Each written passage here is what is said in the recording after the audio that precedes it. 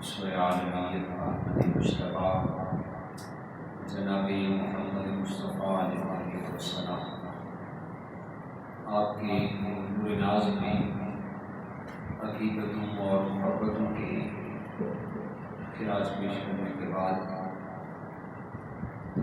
واجب الاحترام معزز و مکرم سامعین و حاضرین، السلام علیکم ورحمۃ اللہ وبرکاتہ۔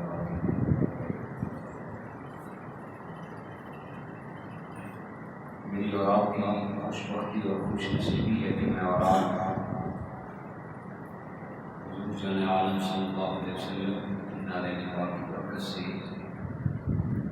آج کے اس پاکیزہ ماحول میں اللہ کے گھر میں حاضری کی سعادت حاصل کر رہے ہیں۔ اللہ پاک آج کی ہماری صاحب زمان کاوش ہو اپنی بارگاہ میں قبول فرما کر ہم سب کے لیے خوش آمد بنا۔ گزشتہ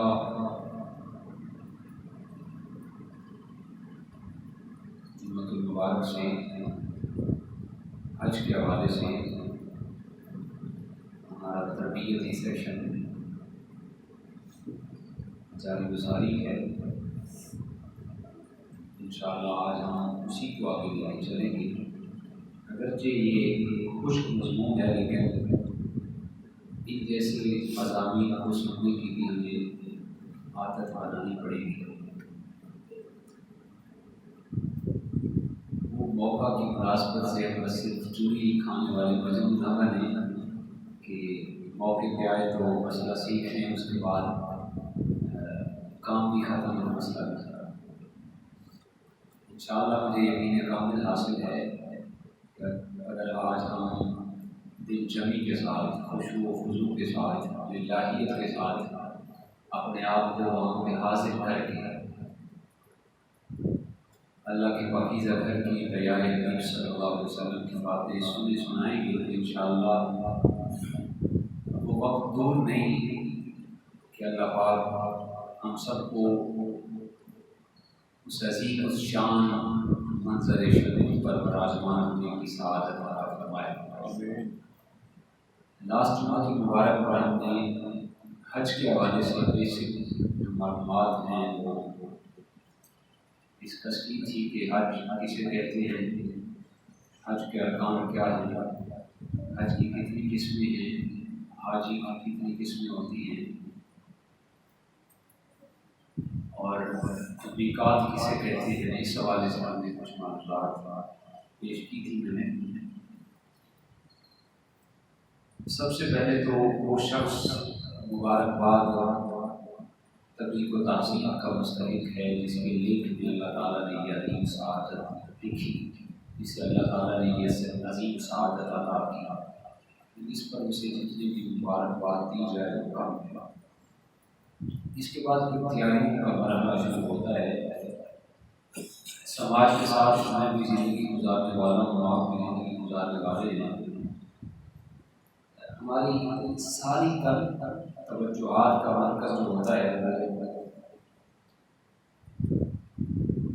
ظاہری تیاری میں مرکوز ہوتی ہے۔ یہ چیز بھی ساتھ رکھیں، یہ چیز کی ضرورت کی چیز ہے، اس چیز کو ہم ساتھ لے جائیں گے، جبکہ اگر دیکھا جائے تو باطنی ضرورتیں ہم اس کی طرف توجہ نہیں دیتے۔ جس طرح ظاہری تیاری کی ضرورت ہے اس طرح ہماری باطنی تیاری بھی ہونی چاہیے، تو ہی ہم حج کے مقاصد کو مکمل طور پہ حاصل کر سکتے ہیں۔ اس میں اگر دیکھا جائے تو باطنی تیاری میں سب سے جو اہم چیز ہے وہ انسان کا صبر و تحمل ہے۔ جو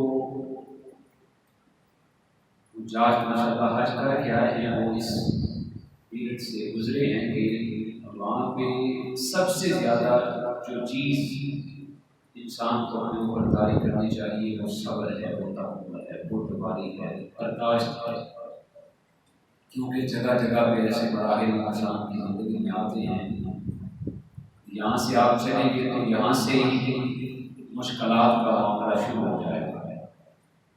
حاجی کیمپ والے آپ کے جو چکر لگوائیں گے لگ پتہ چلے گا کہ کس کو کہتے ہیں صبر۔ اگر آپ یہاں سے نکلے ہیں تو آگے پرواز کی مشکلات اور دیگر لوازمات، سامان کی تیاری اور پھر فلیٹ کی انتظار، پھر اس جیسے معاملات اور کسٹم کام سے فارغ ہونے کے معاملات، پھر معلمین کی طرف سے جو ٹریول ایجنٹس ہوتے ہیں ان کی طرف سے جو مشکلات پیش آتی ہیں، وہ مشکلات پھر آپ جدے پہنچیں گے تو جدہ میں جو بسا اوقات 8-10 گھنٹے انتظار کروایا جاتا ہے، وہ مشکل ترین مرحلہ یہ سارا انسان کے سامنے ہوتا ہے۔ تو بسا اوقات دیکھنے میں آتا ہے کہ جاج کرام کو گالیاں دے رہے ہوتے ہیں، ٹریول ایجنٹس کو گالیاں پڑ رہی ہوتی ہیں، اور جو دیگر کے ساتھ میرے جلے لوگ ہوتے ہیں آس پاس ضروریات کے ساتھ منسلک ہوتی ہیں، انہیں گالیاں دے رہے ہوتے ہیں، اور جگہ جگہ پہ باتوں پہ چڑچڑا پان، دست و گریبان، ایک دوسرے سے لڑنا، بسا اوقات تو کھانے میں لڑائی شروع ہو جاتی ہے۔ ہمیں ہمارے ساتھ جب بات کی تھی تو یہ کھانے کا میں بول دیا تھا، اب یہ کھانا ہمیں نہیں مل رہا، اب یہ سہولت نہیں ہے، یہ سہولت نہیں ہے۔ سب سے پہلے تو ذہن میں رکھیں اب بہت زیادہ وہاں پہ سہولیات ابھی ہیں، لیکن سہولیات ہونے کے باوجود حج مشکل ترین عمل کا نام ہے۔ مشکلات تو آپ کو آنی آتے ہیں، اگرچہ سفر چاہے جتنا مرضی آسان ہو جائے، مشکلات آپ کو ملنی ہیں۔ آپ یہاں سے 1 گھنٹے کی مسافت پہ 1 گھنٹے کی ٹریول کر لیں تو سفر ہے، چاہے جتنی مرضی سہولت ہو، مشکل تو آپ کو پھر بھی پیش آنے تو صبر و تحمل جب انسان کے اندر ہوگا تو حج کے مقاصد ہیں اس کو حاصل کر سکتا ہے۔ 2017 میں عمرے شریف میں گیا تو الحمدللہ میرے ساتھ والد ماجد صاحب تھے، تو ایک بھائی کو دیکھا گیا، وہ اپنی والدہ خانہ بھی نصیحت پہ عمرہ کروا رہے تھے، طواف کرا رہے تھے، اور بڑھاپے کے عالم میں آپ جانتے ہیں کہ انسان کے ویسے چڑچڑاپن زیادہ سا ہو جاتا ہے، تو اماں جی کی وہ ویل چیئر کو پکڑے ہوئے وہ طواف کرا رہا تھا بھائی، اور اماں جی اس کو ڈانٹے جا رہے تھے بڑے زور شور سے۔ لیکن اس حوالے سے اگر میں اپنے آپ کو دیکھتا کہ ابا جی مجھ سے زیادہ دیہاتی آدمی تھے، اور دیہاتی آدمی کو ویسے ہی زیادہ مشقت والے معاملات کرنے کی ویسے مزہ آتا ہے، تو میں چاہتا تھا کہ ابا جی میرے ساتھ طواف کریں، لیکن وہ چاہتے تھے نہیں، میں خانہ کعبہ کے قریب جا کے میں چاہتا تھا کہ اوپر سے جا کے رش بھی کم ہو، لیکن وہ چاہتے تھے نہیں میں ساتھ ہی کرتی ہوں۔ تو انہوں نے مجھے کھلی اجازت دی، آپ چاہے اوپر والا کر لیں، میں تو پاس ہی کرتی ہوں، اور ان کی کوشش ہوتی ہے کہ میں حجر اسود کو بھی روزانہ بوسا۔ میں اوپر طواف کر رہا تھا، میں نے دیکھا اماں جی ڈانٹ رہی ہیں اپنے بیٹے کو، تو میں نے 3-4 چکر ان کے مکمل ہو چکے تھے، میں نے اماں جی کو کہا کہ امی جی اگر آپ چاہیں تو ایک چکر میں آپ کو دلاتا ہوں۔ میں نے ایک چکر اماں جی کو دلایا تو میں نے کہا اماں جی آپ بڑی خوش قسمت ہیں، کہاں بیٹے اتنی خوش نصیبی کو حاصل کر پاتے ہیں، بیٹے تو آج پانی دینے کے لیے تیار نہیں ہوں، آج بیٹے تو اپنے والدین کو ملنے کے لیے تیار نہیں۔ آپ تو خوش قسمت ہے کہ آپ کا بیٹا آپ کو حرم کعبہ کے اندر لے کے آ گیا اور آپ کو طواف کرا رہا ہے، اور آپ اس کو ڈانٹ رہی ہیں، آپ تو خوش بخت اور خوش نصیب ہیں۔ اس جیسی مقدر کی باتیں تو کم ہی اولاد کو نصیب ہوتی ہیں۔ تو اماں جی کہہ رہی بیٹا آپ کی بات بالکل ٹھیک ہے، بس میں چڑچڑی ہو گئی ہوں، باتوں پہ مجھے غصہ آ جاتا ہے۔ میں نے کہا اماں جی آپ کوشش کریں، یہ مشکلات والے معاملات ہیں، آپ صبر آزمائیں، صبر کریں، تحمل، بردباری اپنی برداری کریں، تو ہی حج کے مقاصد کو آپ حاصل کر سکیں گے۔ وہ اماں جی کہہ رہے ہیں بیٹا آپ کی بات بالکل ٹھیک ہے، اب میں کوشش کروں گی آپ غصہ نہیں کریں۔ تو ایک چکر میں نے دلایا، میں بھی کمزور سا آدمی تھا، جو اللہ تعالیٰ میں تھک گیا، اس کے بعد میں نے بیٹے کے سپورٹ کر دی اماں جی، اور پھر میں نے ان کے ساتھ بات چیت ہوئی تو الیکس ویک ہو گئی۔ آپس میں پھر بعد میں ملتے رہے ہیں۔ پھر ایک دن میں نے بیٹے کو کہا کہ دیکھو آپ خوش وقت اور خوش نصیب ہیں کہ آپ اپنی والدہ کو ساتھ لے کے حج پر عمرہ کر رہے ہیں۔ یہ سعادت تو کم لوگوں کو میسر آتی ہے۔ آپ بڑے مبارکباد کے مستحق ہیں، آپ اپنی والدہ ماجدہ کو لے کے جن کا حق کوئی بندہ ادا ہی نہیں کر سکتا، آپ پھر بھی کم از کم تھوڑی سی سعی کر رہے ہیں، کوشش کر رہے ہیں، تو آپ خوش وقت اور خوش نصیب میں زیادہ سے زیادہ وہاں کی خدمت کریں تاکہ وہ ان کے اندر وہ صبر والا مادہ پیدا ہو۔ تو بیٹے نے بھی حامی بھری۔ تو بات کرنے کا مقصد یہ ہے کہ انسان جہاں پہ ظاہری تیاریاں کرتا ہے وہاں پہ باطنی تیاری اس کی ضرور ہونی چاہیے۔ اس کے دل میں فضائل حج ہونے چاہیے، عمرہ کے فضائل اس کے دل کے اندر ہونے چاہیے کہ میں یہ جو کام کر رہا ہوں اس سے مجھے حاصل کیا ہوگا، اور اس کے دل میں صبر اور تحمل اور بردباری کھول کے ہوگی، اور اس کے ریہرسل صرف وہاں پہ اس نے نہیں کرنی، یہاں سے ہی وہ صبر کو اپنے اوپر طاری کریں۔ روزانہ کی بنیاد پہ آپ واک کریں، جو بھی حج پورا کرنے جاتا ہے روزانہ کی بنیاد پہ واک کو اپنا معمول بنائیں، واک کریں تاکہ مشکل اگر کوئی آئے بھی صحیح تو آپ اس مقام پہ ایزی فیل، وہاں پہ کوئی آپ کے لیے مشقت والا معاملہ نہ آئے۔ ایک تو صبر کو اپنے اوپر طاری کریں، اور دوسرا فضائل کی کتابیں پڑھیں، فضائل حج کے سیکھیں، عمرہ کے فضائل سیکھیں۔ حضور جان عالم صلی اللہ علیہ وسلم کی بارگاہ میں جناب ابو ہریرہ نے عرض کیا رسول اللہ اس کائنات میں اللہ کے نزدیک سب سے پسندیدہ عمل کون سا ہے؟ تو حضور علیہ السلام نے ارشاد فرمایا سب سے پسندیدہ عمل یہ ہے کہ اللہ کے ساتھ عبادت میں کسی کو شریک نہ ٹھہرائے۔ حضرت ابو ہریرہ نے عرض کیا رسول اللہ اس کے بعد کون سا پسندیدہ عمل ہے؟ تو آپ نے کائنات نے فرمایا اس کے بعد جہاد کرنا اللہ کے نزدیک سب سے پسندیدہ عمل ہے۔ اس کے بعد سیدنا ابو ہریرہ نے عرض کیا رسول اللہ اس کے بعد کون سا پسندیدہ عمل ہے؟ تو حضور جان عالم صلی اللہ علیہ وسلم نے فرمایا اس کے بعد حج مبرور ہے، یعنی ایسا حج جو مقبول ہو چکا ہو، جو فحش گوئی سے، جو دیگر لوازمات سے پاک اور صاف ہو، جس کے اندر کوئی بھی نہ فرمانی والا کوئی معاملہ نہ کیا جائے، احکام الہی کے مطابق جو حج کیا جائے وہ پسندیدہ عمل ہے۔ اور پھر ایک حدیث پاک کے اندر حضرت اسلام نے ارشاد فرمایا جو آدمی حج مبرور کرتا ہے تو حج مبرور کرنے والا شخص اپنے خاندان کے 400 افراد کی قیامت کے دن سفارش کرے گا اور اسے اپنے ساتھ جنت میں لے جائے گا۔ 400 افراد۔ اور پھر ایک حدیث پاک کے بعد یہاں تک ملتا ہے کہ حضرت اسلام نے ارشاد فرمایا حج مبرور کا ثواب جنت ہی ہے، یعنی جو حج مبرور کر لیتا ہے، یعنی ایسا حج کر لیتا ہے جو اللہ کے ہاں مقبول ہو جاتا ہے، اس کا ثواب جنت ہی ہے۔ اللہ پاک اس آدمی کو جنت عطا فرما دیتا ہے۔ جب ایسے فضائل آپ کے ذہن میں ہوں گے تو حج کے ارکان ادا کرنے میں دل للہیت ہوگی، خشوع و خضوع سے آپ ارکان ادا کر سکیں گے۔ حج کی تیاری کے حوالے سے آپ دیگر ضروری جو سامان ہے وہ اپنے ساتھ رکھیں۔ احرام کی 2 چادریں ہوتی ہیں آپ جانتے ہیں۔ احرام میں جو چیز مشاہدے میں آئی ہے وہ یہ ہے کہ احرام 2 قسم کا ہوتا ہے، ایک لٹھے میں 2 چادریں ہوتی ہیں اور عام طور پہ تولیے کی 2 چادریں ہوتی ہیں، 2 چادریں انسیری چادریں، اس کو احرام کہتے ہیں۔ میرا مشورہ یہ ہے کہ احرام میں تولیے والی چادریں ہیں وہ ہونی چاہیے۔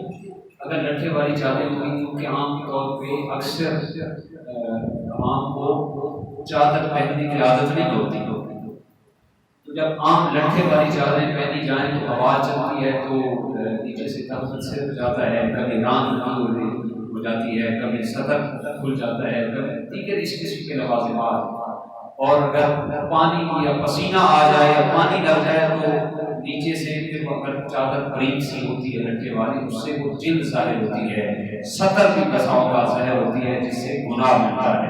اگر تولیے والی چادر ہوگی ایک تو وہ فضلی ہوتی ہے، اگر ہوا بھی آئے گی تو ادھر ادھر نہیں سکتی، اگر پانی بھی لگ جائے گا تو اس سے آپ کی جلد آپ کی سطر ظاہر نہیں ہوگی، اور اس سے ایک معاملہ فائدہ یہ بھی حاصل ہوتا ہے کہ انسان کا جو پسینہ آتا ہے وہ تولیے والی چادر کے اندر پسینہ جذب ہو جاتا ہے۔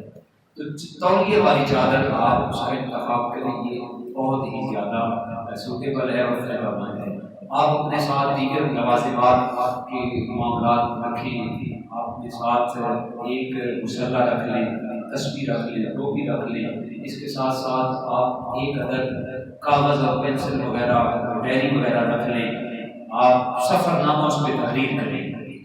اس سے زیادہ مناسب یہ ہے کہ پرانے دور میں تو یوں ہوتا تھا کہ وہ چھوٹا ٹیپ ریکارڈر ملتا تھا، 3-4 کیسٹ خالی کیسٹیں ساتھ رکھ لے اور وہ ٹیپ ریکارڈر ساتھ رکھ لے۔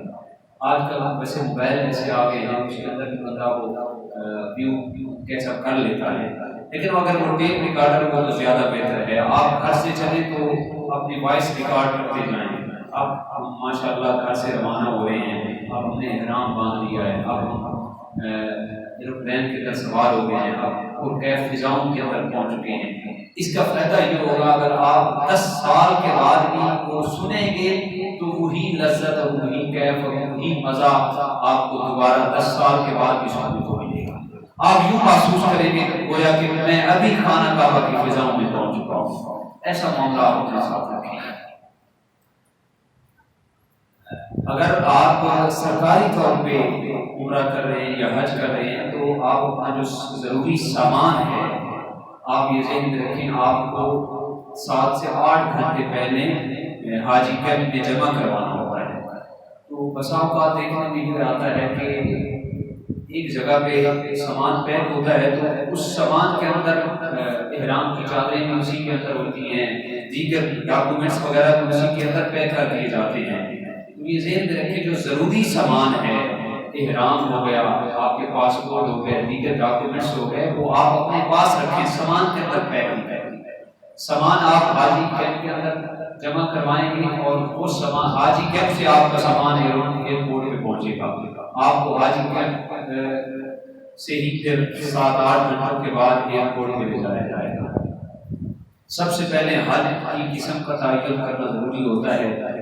پاکستان اور ہندوستان سے جو لوگ جاتے ہیں وہ حج تمتع کرتے ہیں۔ آپ کوشش یہ کریں کہ اپنے گھر سے صفائی ستھرائی کا انتظام کریں، اگر ہو سکے تو آپ حلق اپنے گھر سے کر لیں، یعنی اگر آپ کے سر پہ بال وغیرہ ہیں تو اس میں زیادہ فائدہ ہوتا ہے کہ اپنے گھر سے انسان تل وغیرہ کر لے، حلق کر لے، تاکہ بعد میں انسان رش میں چلتا پھرتا ہے، جہاز میں سوتا ہے یا کوئی ایسا معاملہ ہوتا ہے نیت کرنے سے پہلے گنگی دے بیٹھتا ہے، دیگر لوازمات ہوتے ہیں، اگر بال ٹوٹ جائے تو پھر اس پہ دم لازم آتا ہے۔ تو اگر گھر سے ہی حلق کر لیں تو یہ زیادہ فائدہ ہونا چاہتا ہے۔ اپنے گھر سے صفائی ستھرائی کا خاص خیال اہتمام کر لیں۔ اس کے بعد چادریں پہنیں، 2 چادریں انسلی چادریں ہونی چاہیے، تہمت ایک باندھنے کے لیے استعمال ہوتی ہے اور ایک چادر اوپر اوڑھنے کے لیے استعمال ہوتی ہے۔ اچھا کچھ حجاج کرام ایسا کرتے ہیں کہ چادریں پہنتے ہیں تو اس کے ساتھ ہی وہ اتباع کرنا شروع کر دیتے ہیں۔ اتباع اس کو کہتے ہیں کہ دائیں کندھا وہ کھلا رکھنا ہوتا ہے، دائیں کندھے کے نیچے سے چادر لا کر بائیں کندھے کے اوپر ڈالنا ہوتا ہے، اس کو کہتے ہیں اتباع۔ حجاج کرام اپنے گھر سے چلتے ہیں تو وہ دائیں کندھا ننگا رکھنا شروع کر دیتے ہیں، جبکہ ایسا نہیں ہے۔ ایسا کرنا صرف طواف کے دوران سنت ہے۔ آپ اپنے گھر سے چلیں تو آپ نارمل روٹین میں چادر اوپر پورے اپنے وجود پہ چادر اوپر کے رکھیں۔ آپ ایئرپورٹ میں تشریف لائے، احرام باندھنے کے بعد نیت آپ نے عمرہ کی نہیں کرنی، احرام کی نیت نہیں کرنی۔ اگر آپ گھر سے ہی نیت کر لیں گے تو احرام کی پابندیاں آپ پہ لاگو ہونا شروع ہو جائیں گی۔ آپ کو بسا اوقات لوگ ایئرپورٹ پہ چھوڑنے آئیں گے، کوئی گلے میں ہاتھ ڈال رہا ہے اور کوئی ہاتھ میں مل رہے ہیں تو کسی کے آدمی کے ہاتھ پہ خوشبو لگی ہے تو آپ کے دم لازم آ جائے گا۔ آپ کے گلے میں ہاتھ ڈالے جا رہے ہیں تو پھولوں سے خوشبو آتی ہے تو دم لازم آ جائے گا۔ نیت آپ اس وقت کریں گے جب آپ جہاز کے اندر بیٹھ جائیں گے، اس سے پہلے نیت نہیں کرنی۔ احرام پہن لیں لیکن نیت نہیں کرنی۔ ایئرپورٹ پہ احرام پہنا جائے تو زیادہ بہتر ہوتا ہے۔ اگر ایئرپورٹ میں نہیں بھی پہن سکتے تو جہاز کے اندر بھی 20-25 منٹ پہلے وہاں پہ اناؤنسمنٹ کی جاتی ہے کہ ہم اب کچھ دیر کے بعد ہم میقات کراس کریں گے. جن حجاج کرام نے یا عمرہ زائرین نے ابھی تک احرام نہیں باندھا تو وہ اپنا احرام باندھیں. 20-25 منٹ پہلے یا روشن ہوتی ہے. ہمارا میقات یلملم ہے جو افاقی حاجی یہاں سے جاتے ہیں. ہمارا میقات یلملم. اگر ہم جدہ جا رہے ہیں، اگر ہم مدینہ جائیں تو ہمارا میقات راستے میں نہیں پڑتا. ہم مدینہ جائیں گے تو ہم کمروں میں جائیں گے اور مدینہ سے ہو کر پھر ہم آگے جائیں گے تو ذوالحلیفہ کے مقام پہ ہم احرام باندھیں گے. اگر ہم جدہ جا رہے ہیں تو ہمارا میقات یلملم راستے میں آتا ہے. تو ہم ایئرپورٹ پہ احرام پہنیں گے یا راستے میں پلین کے اندر بھی آپ احرام پہننا چاہیں تو یہ زیادہ بہتر ہے. جیسے عام طور پہ سارے دن بھر کے کام کاج میں بندہ تھکا ہوتا ہے اور پھر چادر پہننے کی عادت نہیں ہوتی. اگر احرام پہن لیا جائے تو اس میں پھر سارے دن کی تھکاوٹ اور پھر جہاز کے اندر بندہ سو نہیں سکتا. اس کی پھر اس کا مسئلہ یہ ہوتا ہے کہ کما حق کو بندہ وہ وہاں پہ مناسب سے طریقے سے ادا نہیں کر پاتا. میں نے ویسے ایروپلین کے اندر جہاز کے اندر یہ احرام باندھا. تو آپ اگر مکروہ وقت نہیں ہے تو ایئرپورٹ پہ تشریف فرما ہوئے مکروہ وقت نہ ہو تو آپ 2 رکعت نفل ادا کریں شکرانے کے طور پہ. اس کے بعد اس مقام سے فارغ ہو کے آپ اگر جہاز کے اندر بیٹھ گئے تو بیٹھنے کے بعد آپ احرام کی نیت کریں گے. نیت دل کے ارادے کا نام ہے. اگر آپ کے پاس کوئی رہنما بک چھوٹی سی آپ کے ہاتھوں میں ہے تو آپ عربی میں بھی نیت کر سکتے ہیں اگر آپ کو ترجمہ آتا ہو. اگر ترجمہ نہیں آتا تو آپ کو اپنی زبان میں ہی نیت کرنا زیادہ بہتر ہے. نیت یہ ہوتی ہے کہ میں نیت کرتا ہوں عمرہ کی، اللہ اس کو اپنی طرف سے قبول فرما، میرے لیے اس میں آسانی کرنا. اس طرح آپ نے اپنے الفاظ میں نیت کرنی ہے. جب نیت کر لیں تو ایک مرتبہ تلبیہ بآواز بلند مرد کے لیے پڑھنا واجب ہے. لبیک اللہم لبیک ان الحمد والنعمت لک والملک لا شریک لک. یہ تلبیہ کہتے ہیں. ایک مرتبہ بآواز بلند پڑھنا واجب ہے اور 3 مرتبہ پڑھنا سنت ہے. یہ میل کے لیے. فیمیل کے لیے بآواز بلند پڑھنا واجب نہیں بلکہ وہ اس انداز میں پڑھیں کہ کم از کم کہ اپنے کام تک انہیں سنائی دے کہ ہم نے تلبیہ پڑھا. یہ دونوں چیزیں آپس میں لازم موجود ہیں. اگر تلبیہ پڑھ لیا نیت نہیں کی تو بھی ہم عمرہ کی ادائیگی نہیں کر سکتے. اگر نیت کر لی تلبیہ نہیں پڑھا تو بھی ہم ادا نہیں کر سکتے. یہ دونوں چیزیں آپس میں لازم موجود ہیں. نیت بھی ہونی چاہیے اور تلبیہ بھی پڑھنا چاہیے. آپ اپنے سارے سفر کے درمیان تلبیہ پڑھتے رہیں، دیگر ذکر و اذکار کرتے رہیں. 4.5 گھنٹے کی میرا کار فلائٹ ہوتی ہے. جدہ ایئرپورٹ پہ اترتے ہیں تو جو ٹریول اور کے لوگ ہوتے ہیں وہ آپ کو وہاں پہ ریسیو کریں گے کیونکہ رش بہت زیادہ ہوتا ہے. جدہ ایئرپورٹ پہ بہت زیادہ صبر آزما کام ہوتا ہے. 6 سے 7 گھنٹے لائن میں لگنا پڑ جاتا ہے. ایسا اوقات حج کے موسم میں اگر عمرے پہ جائیں تو 3 گھنٹے کم از کم مسئلے. تو آپ اپنے ذہنی توجیہات کی طرف رکھیں. ذہنی توجیہات لبیک اللہم لبیک کی طرف رکھیں. اگر آپ یہ سوچیں گے کیا ہو رہا ہے اتنی دیر گزر رہی ہے تو آپ اگر ذہن میں یہ لائیں گے تو مزید سوچیں آپ کو آتی جائیں گی. اپنی ذہنی توجیہات ذکر خدا و ذکر مصطفیٰ کی طرف رکھیں. کسٹم مقام سے وہ آپ جدہ ایئرپورٹ پہ فراغت حاصل کریں گے تو جن کے ساتھ آپ حج یا عمرہ کر رہے ہیں وہ آپ کو وہاں سے ریسیو کریں گے. بسوں پہ سوار کر کے آپ کو وہ مکہ المکرمہ تک لے جائیں گے. آپ جب بس کے اندر سوار ہوں تو کیفیات کو اپنے ذہن میں اپنے اوپر طاری کریں. ادھر ادھر دیکھنے کی بجائے، شیشوں میں دیکھنے کی بجائے، پہاڑوں کو دیکھنے کی بجائے دل کے اندر خوف خدا کو نافذ کریں، طاری کریں اور ذہن میں یہ رکھیں کہ میں قریب اس شہر دل نواز میں پہنچنے والا ہوں جس کے چپے چپے پہ مصطفیٰ جان عالم کے قدم لگے ہوئے ہیں. ان قریب میں اس شہر دل نواز کی پرکیف فضاؤں میں پہنچ جاؤں گا جس شہر دل نواز کو میرے محبوب کے شہر ہونے کا اعزاز حاصل ہے. اگر یہ خوف اور امید کے درمیان یہ دقت اور یہ کیفیات اپنا اوپر طاری کریں گے تو رونا آپ کو آ جائے گا. یقینی بات ہے انسان کو رونا آٹومیٹک آ جاتا ہے. اگر رونا آ گیا ہے تو اپنے مقدر پر قربان جائیں اور آنسو کو تھمنے نہ دیں.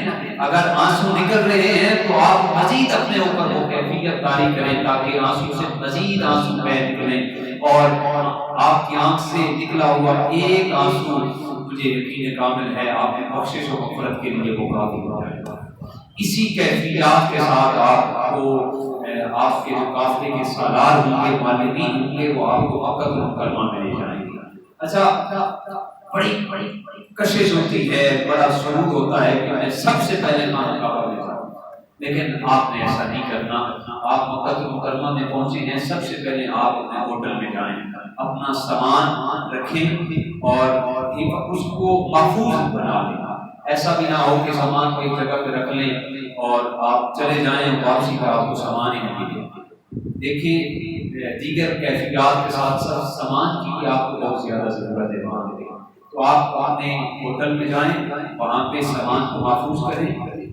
تھکاوٹ ہے تو میرا آپ کو مشورہ ہوگا کہ وہاں پہ تھوڑی دیر کے لیے آپ ریسٹ کر جائیں ریسٹ کر لیں تھوڑی دیر سو جائیں. سو کے اٹھیں تازہ دم ہو کر وضو کریں. آپ نہانا چاہیں تو بھی نہا سکتے ہیں. ایسے یہ ہرگز نہیں ہے کہ آپ نے احرام پہن رکھا ہے تو اس کے بعد آپ نہا نہیں سکتے. نہیں آپ نہا سکتے ہیں. صابن وغیرہ نہیں لگانا خوشبو آپ نے استعمال نہیں کرنی کبھی نہیں استعمال کرنی. آپ اگر پانی اوپر ڈالنا چاہتے ہیں نہانا چاہتے ہیں تازہ دم ہونے کے لیے تو آپ نہا سکتے ہیں. تازہ دم ہو جائیں. تازہ دم ہونے کے بعد پھر آپ اپنی زبان پہ ذکر خدا اور ذکر مصطفیٰ لاتے ہوئے لبیک کی صدائیں لگاتے ہوئے آپ کو ہوٹل سے پھر وہ ٹریول والے آپ کو حرم کعبہ میں لے جائیں گے. تو مستحب اور سنت عمل یہ ہے کہ جب بیت اللہ شریف میں آپ داخل ہوں تو باب السلام سے آپ داخل ہوں. اگر باب السلام سے آپ داخل نہیں ہو سکتے تو جس راستہ سے آپ مرضی داخل ہونا چاہیں آپ داخل ہو سکتے ہیں. تو آپ داخل اس انداز میں ہوں کہ آپ کی نگاہیں جھکی ہونی چاہیے کیونکہ بڑی کشش ہوتی ہے کہ خانہ کعبہ پر پہلی نظر پڑے. تو آپ کوشش ایسے زاویے میں کریں کہ خانہ کعبہ اس وقت اپنی آنکھیں کھولیں جب خانہ کعبہ پورے کا پورا آپ کے ساتھ آپ کے سامنے. اگر آپ پہلے دیکھتے رہیں گے تو خانہ کعبہ تھوڑا نظر آئے گا کسی کوئی ایک کونا نظر آ جائے گا کسی وقت ایک کارنر نظر آ جائے گا. نہیں آپ اس انداز میں خانہ کعبہ کی زیارت کریں اپنی نظروں کو جھکا کے چلتے رہیں. جب خانہ کعبہ بالکل سامنے ہو اس وقت اپنی نگاہوں کو کھولیں. اور ایسا سما ہوتا ہے ایسا وقت ہوتا ہے پتھر سے پتھر انسان کی آنکھوں سے اس وقت آنسو جمع ہو جاتے ہیں. خانہ کعبہ پر جب پہلی نظر پڑتی ہے حضور علیہ السلام نے ارشاد فرمایا انسان کی جب پہلی نظر خانہ کعبہ پہ پڑتی ہے خانہ کعبہ کے علاوہ اگر بندہ سال بھر عبادت کرتا رہے اور خانہ کعبہ کو صرف ایک نگاہ سے دیکھ لے تو خانہ کعبہ کے باہر سال بھر کی عبادت کرنے سے زیادہ افضل ہے خانہ کعبہ کو ایک نگاہ دیکھنا. اور حضور علیہ السلام نے ارشاد فرمایا اس موقع پہ جب انسان پہلی مرتبہ خانہ کعبہ کی زیارت کرتا ہے جو بھی دعا کرتا ہے اللہ پاک اس کی دعا کو فوراً شرط قبولیت عطا فرماتا ہے. ہمارے قابلین کا کہنا یہ ہے جب آپ خانہ کعبہ کی پہلی مرتبہ زیارت کریں تو یہ دعا مانگیں اے اللہ میں یہ دعا کر رہا ہوں خانہ کعبہ میں اس مقام پہ اس عظیم سفر محبت میں جو بھی دعا کروں اے اللہ میری ساری دعاؤں کو یہ دعا کریں. اس کے بعد وہیں پہ آپ کھڑے ہو کے اللہ کی رضا کی دعا کریں جنت کے وصول کی دعا کریں اور دوزخ کی پناہ کی دعا کریں. دیگر آپ کے دوست احباب جن لوگوں نے بھی آپ کو دعا کے لیے کہا ہے ان کے لیے دعا کریں. اپنی دعا سے جب فارغ ہو جائیں تو آپ 3-4 سیڑھیاں نیچے اتریں گے تو آپ اہداف میں پہنچ جائیں گے. سب سے پہلا کام دیکھیے عمرہ چند افعال کو ادا کرنے کا نام ہے. 4 افعال ادا کیے جاتے ہیں. ایک طواف کیا جاتا ہے. طواف کرنے کے بعد 2 رکعت نفل واجب ادا کیے جاتے ہیں. پھر اس کے بعد آب زمزم پانی کیا جاتا ہے. پھر اس کے بعد سعی کی جاتی ہے. پھر اس کے بعد حلق یا تقسیم کرایا جاتا ہے. ان افعال کے ادا کرنے کا نام ہے. آپ سب سے پہلے آپ مطاف میں آپ اوپر والے پورشن میں جائیں گے تو 4 سے 5 سیڑھیاں نیچے اتریں گے تو خانہ کعبہ کے آس پاس جہاں پہ طواف کیا جاتا ہے اس کو مطاف کہتے ہیں. مطاف میں آپ پہنچ گئے تو سب سے پہلا کام آپ کا یہ ہوگا کہ آپ حجر اسود والے کارنر کا آپ نے تعین کرنا ہے. پہچان کے طور پہ حجر اسود والا جو کارنر ہے اس کے آپ اپوزٹ دیکھیں گے تو سب رنگ کی لائٹس وغیرہ لگی ہوئی ہیں. آپ اس سے اس کا تعین کر سکتے ہیں کہ یہ کونا حجر اسود والا کونا. خانہ کعبہ کے 4 کارنر ہیں، 4 کونے ہیں. ایک کونے میں حجر اسود نصب ہے جسے آپ اس کارنر کو حجر اسود والا کارنر کہتے ہیں. دوسرے کو عراقی کہتے ہیں، عراقی کونا ہے. تیسرا جو ہے وہ شامی ہے، اور جو چوتھا ہے حجر اسود کے پیچھے والا وہ رکن یمانی کہلاتا ہے. رکن اسود، رکن عراقی، رکن شامی اور رکن اسود، یہ 4 کونے ہیں. سب سے پہلے آپ حجر اسود کا آپ نے تعین کر لیا. آپ اگر آسانی سے آپ حجر اسود کو بوسہ دے سکتے ہیں تو آپ حجر اسود کو بوسہ لیں، اور اگر نہیں دے سکتے تو دور کھڑے ہو کر ہاتھ بلند کر کے خانہ کعبہ کی طرف رخ کر کے آپ یہاں سے ایسے دور سے استلام کریں. یعنی بوسہ دینا یا ہاتھ کو ایسے بلند کر کے اس طرح کرنا، اس کو استلام کہتے ہیں. بسم اللہ والحمد للہ ولا الہ الا اللہ واللہ اکبر والصلاۃ والسلام علی رسول اللہ. یہ دعا پڑھ کر آپ استلام کریں. اگر چوم سکتے ہیں حجر اسود کو تو چوم لیں، اگر نہیں چوم سکتے تو ہاتھ بلند کر کے ایسے دعا پڑھ کے آپ ایسے ہی اپنے ہاتھ کو چوم لیں. یہ بھی آپ کے لیے بوسہ دینے کا برابر ہو جائے گا. اس سے بڑھ کر خوش قسمتی کیا ہو سکتی ہے کہ آپ اس جگہ پہ براجمان ہو چکے ہیں جس جگہ پہ سینکڑوں انبیاء کے مزارات ہیں، اور جس جگہ پہ سینکڑوں انبیاء کے قدموں کے نشانات لگے ہوئے ہیں. اس سے بڑی سعادت والی کوئی بات نہیں ہو سکتی کہ آپ اس جگہ پہ پہنچ چکے ہیں. اپنے آپ کو خوش وقت اور خوش نصیب تصور کریں. آپ استلام کر کے پہلا چکر آپ جب خانہ کعبہ میں پہنچیں گے تو عمرہ کی نیت کریں گے. نیت کرنے کے بعد استلام کریں گے. استلام کرنے کے بعد اتباع کریں گے. اتباع میں نے پہلے بتایا کہ دایاں کندھے کو ننگا رکھنے کا نام اتباع ہے. نیچے سے چادر لا کر بایاں کندھے پر ڈال دیں گے، اس کو اتباع کہتے ہیں. یہ طواف کے اندر کرنا سنت ہے، طواف کے علاوہ کرنا سنت نہیں ہے. طواف کے 7 چکروں کے اندر آپ نے اتباع کرنا ہے. اتباع والا اپنا کندھا ننگا کر لیں. اس کے بعد پہلے 3 چکر کے اندر آپ نے رمل کرنا ہوتا ہے.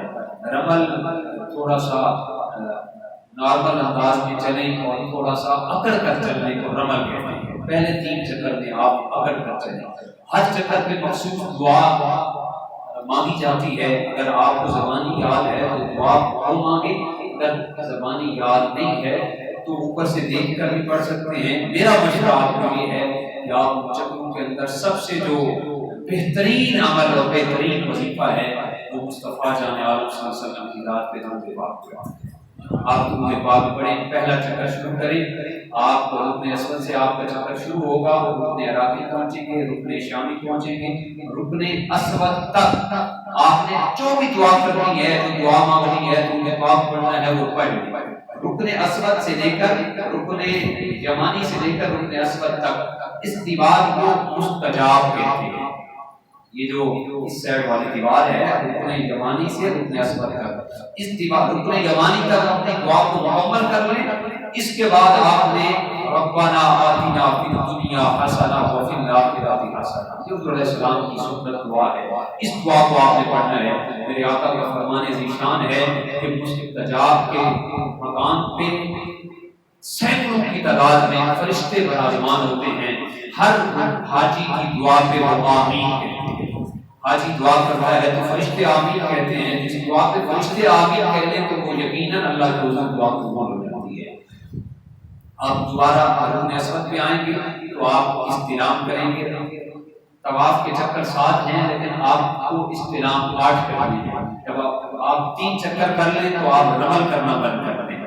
آپ اپنے چکر کو مکمل کریں. 7 چکر کرنے کے بعد مقام ابراہیم کے پاس 2 رکعت نفل ادا کرنا یہ طواف کی واجب ہے. اگر وہاں پہ جگہ نہیں ملتی، رش بہت زیادہ ہے، تو مسجد حرام میں جس جگہ پہ بھی آپ مرضی 2 رکعت نفل ادا کرنا چاہیں آپ کر سکتے ہیں.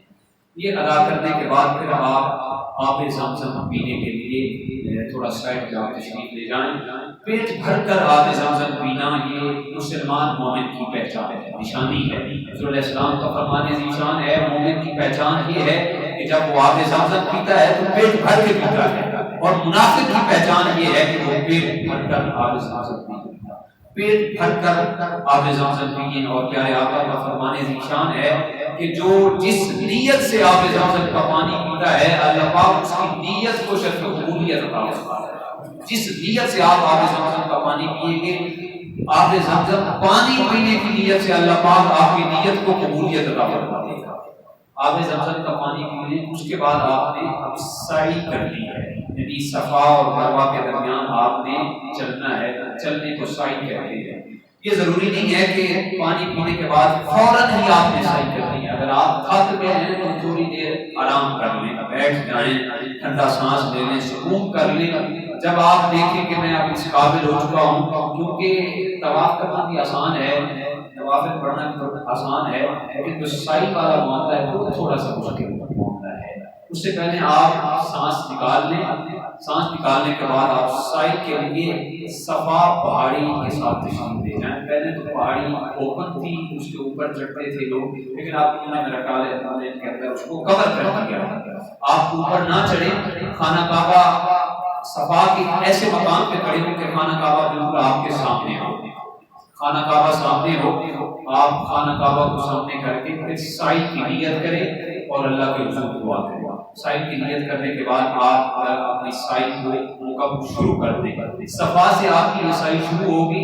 چلتے چلتے راستے میں آپ ایک ایسے مقام پہ پہنچیں گے جہاں پہ لائٹس لگی ہوئی ہیں، اس کو کہتے ہیں مسعی.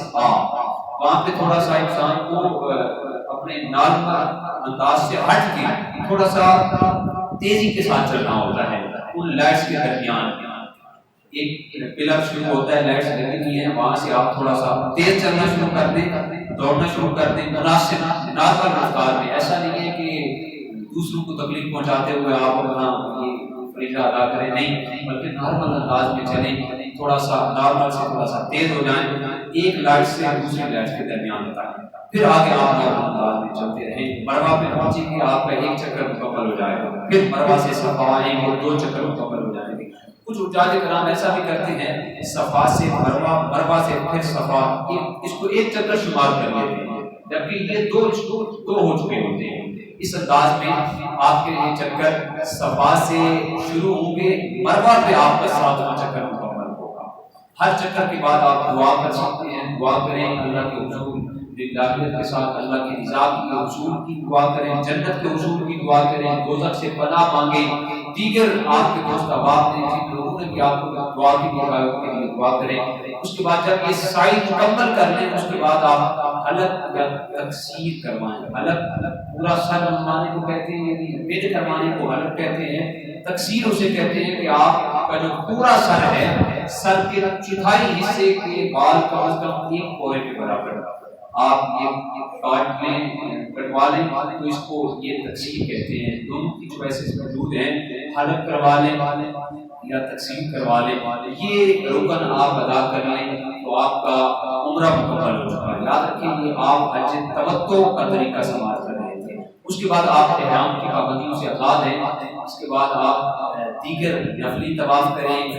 آپ دیگر عمرہ جات کرنا چاہیں عمرہ جات کریں، کیونکہ اس کے بعد آپ نے زیارات کرنی ہے، وہاں پہ ٹائم گزارنا ہے. 8 ذی الحج تک آپ نے وہاں پہ قیام کرنا ہے.